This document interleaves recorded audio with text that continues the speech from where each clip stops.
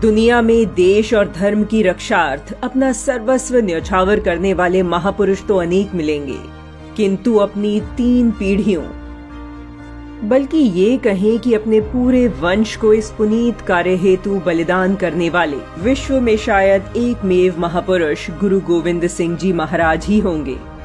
दिल्ली के चांदनी चौक के प्रसिद्ध गुरुद्वारे का नाम ही शीशगंज गुरुद्वारा इसलिए पड़ा कि वहां पर मुगलों ने गुरु तेग बहादुर के शीश को इसी स्थान पर उनके धड़ से अलग कर दिया था, क्योंकि वे किसी भी कीमत पर मुगलों के सामने धर्मांतरण को तैयार नहीं थे। पिता गुरु तेग बहादुर जी का दिन रात देश और समाज का चिंतन और धर्म रक्षा का संकल्प बालक के मन को अंदर तक छू रहा था। एक दिन गुरु तेग बहादुर जी कश्मीरी पंडितों पर हुए मुगलों के अमानवीय अत्याचारों की कथा सुनते सुनते कहने लगे, इस समय धर्म रक्षा का एक ही उपाय है कि कोई बड़ा धर्मात्मा पुरुष बलिदान दे। यह बात बालक गोविंद बड़े ध्यान से सुन रहे थे। सभी लोग विषय की गंभीरता को देख मौन थे। तभी अचानक बालक गोविंद बोल पड़ा, पिताजी, आज के समय में आपसे बढ़कर दूसरा महात्मा व धर्मात्मा पुरुष और कौन हो सकता है।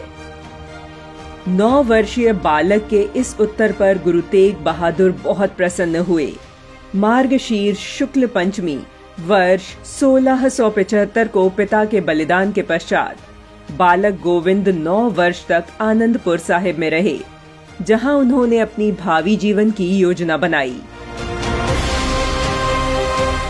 अपने बलिदान से पूर्व गुरु तेग बहादुर ने यहीं पर उन्हें गुरुता गद्दी प्रदान करते हुए देश, धर्म और दुखी जनता का उद्धार करने का आशीर्वाद दिया।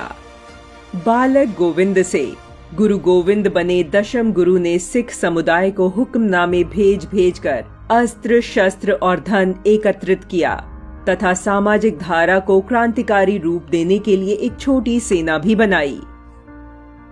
भारत में मुगल शासकों के निरंतर बढ़ते आक्रमणों से देश और धर्म को बचाने के लिए वर्ष 1699 में बैसाखी के दिन गुरु गोविंद सिंह जी ने अपने अनुयायियों की एक विशाल सभा बुलाई, जिसे संबोधित करते हुए उन्होंने हाथ में तलवार लेकर प्रश्न किया, है कोई जो धर्म के लिए अपने प्राण दे सके।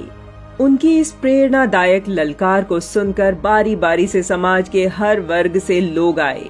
उन्होंने यहीं पर जात पात के भेदभाव में बिखरे हुए हिंदू समाज को संगठित कर खालसा के रूप में खड़ा किया और इस प्रकार 13 अप्रैल 1699 को पंजाब के आनंदपुर साहिब में खालसा पंथ की स्थापना की, जिसका अर्थ था खालिस अर्थात शुद्ध।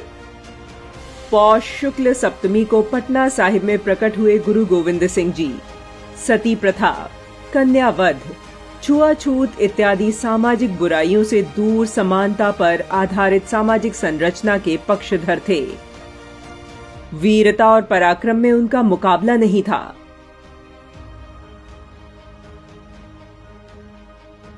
वर्ष 1703 में उन्होंने चमकौर के युद्ध में केवल 40 सिखों की सहायता से मुगलों की विशाल सेना के छक्के छुड़ा दिए थे। इसमें गुरु गोविंद सिंह जी के 2 बड़े पुत्रों अजीत सिंह और जुझार सिंह के साथ 5 प्यारों में से 3 प्यारे शहीद हो गए। सन 1703 में सरहिंद के नवाब वजीर खान ने उनके 2 पुत्रों जोरावर सिंह और फतेह सिंह को इस्लाम स्वीकार न करने के कारण दीवार में जीवित चिनवा दिया। चारों पुत्रों और पत्नी की क्रूर हत्या होने के बावजूद गुरुजी एक महान योगी की तरह बिल्कुल भी विचलित नहीं हुए।